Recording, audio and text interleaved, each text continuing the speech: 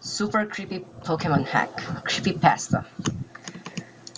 I'm what you call a collector of bootleg Pokemon games. Pokemon Diamond and Jade, Chaos Black, etc. It's amazing the frequency with which you can find them at pawn shops, Goodwill, flea markets, and such. They're generally fun, even if they're unplayable, which they often are. The mistranslation and pure quality make them unintentionally humorous. I've been able to find most of the ones that I played online, but there's one that I haven't seen any mention of. I bought it at a flea market about 5 years ago. The game started with a familiar Nidorino and Gengar intro of Red and Blue version. However, the press start screen had been altered. Red was there, but the Pokemon did not cycle through. It also said Black version under the Pokemon logo. Upon selecting New Game, the game started the Professor Oak speech, and it quickly became evident that the game was essentially Pokemon Red version.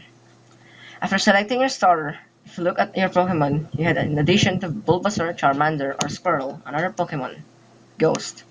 The Pokemon was level 1. It had the sprite of the ghosts that are encountered in Lavender Tower before obtaining the Sliff Scope. It had one attack, Curse.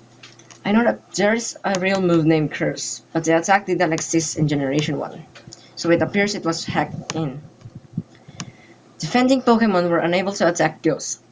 It would only say they were too scared to move. When the move Curse was used in battle, the screen would cut to black. The cry of the defending Pokemon would be heard, but it was distorted, played at a much lower pitch than normal. The battle screen would then reappear, and the defending Pokemon would be gone. If used in a battle against a trainer, when the Pokeballs representing their Pokemon would appear in the corner, would have one fewer Pokeball. The implication was that the Pokemon died. What's even stranger is that after defeating a trainer and seeing Red receive $200 for winning, the battle commands would appear again. If you selected Run, the battle would end as it normally does. You could also select Curse. If you did, upon returning to the other world, the trainer's sprite would be gone. After leaving and entering the area, the spot where the trainer had been would be replaced with a tombstone, like the ones at Lavender Tower. The move Curse was not usable in all instances. It would fail against ghost Pokemon. It would also fail if it was used against trainers that would have to face again, such as your rival or Giovanni. It was usable in your final battle against them, however. I figured it was the gimmick of the game, allowing you to use the previously uncapturable ghost, and because Curse made the game so easy, I essentially used it throughout the whole adventure. The game changed quite a bit after defeating the Elite Four. After viewing the Hall of Fame, which consisted of ghosts and a couple of very underleveled Pokemon, the screen cut to a black. A box appeared with the words "Many years later." It then cut to Lavender Tower. An old man was standing, looking at tombstones. You then realized this man was your character. The man moved at only half of your normal walking speed. You no longer had any Pokemon with you, not even Ghost, who up to this point had been impossible to remove from your party through depositing in a PC. The other world was entirely empty. There was no people at all. There were still the tombstones of the trainers that you used cursed on, however. You could go pretty much anywhere in the overworld at this point, so your movement was limited by the fact that you had no Pokemon to use HMs, and regardless of where you went, the musical event sound continued on an infinite loop. After wandering for a while, I found that if you go through Digluck's cave, one of the cuttable bushes that normally blocks down the path on the other side is no longer there, allowing you to advance and return to Pallet Town. Upon entering your house and going to the exact tile where you start the game, the screen would cut to black. Then a sprite of a Caterpie appeared.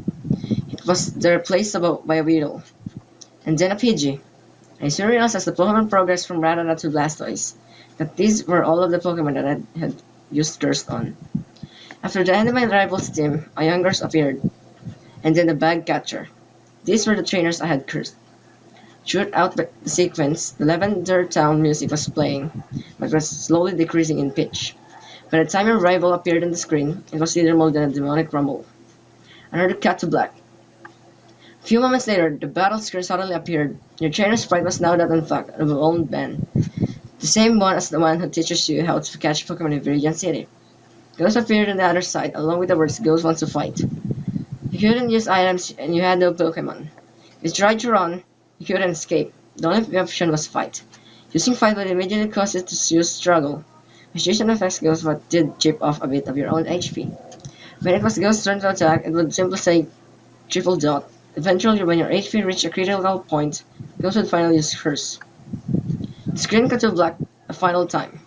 Regardless of the buttons you pressed, you were permanently stuck in this black screen. At this point, the only thing you could do was turn the Game Boy off when you played again. New game was the only option. The game had erased the file. I played through this hack game many times, and every time the game ended with this sequence, several times I didn't use Ghost at all. It was impossible to remove from the party. In these cases, it did not show any Pokemon or trainers and simply cut to the cinematic battle with Ghost. I'm not sure what the motives were behind the creator of this hack. It wasn't widely distributed, so it was presumably not for monetary gain. It was very well done for a bootleg. It seems he was trying to convey a message, though it seems I am the sole receiver of this message. I'm not entirely sure what it was. The inevitability of death? The pointlessness of it? Perhaps he was simply trying to morbidly inject death and darkness in children's game. Regardless, this children's game has made me sick and it made me cry. Right. Thank you for listening again to another story of creepypasta Pokemon stuff. So yeah. Please like and subscribe if you enjoyed the reading and stuff. So yeah, please like and subscribe, and I'll record more. So thanks, Kirayotics. Bye.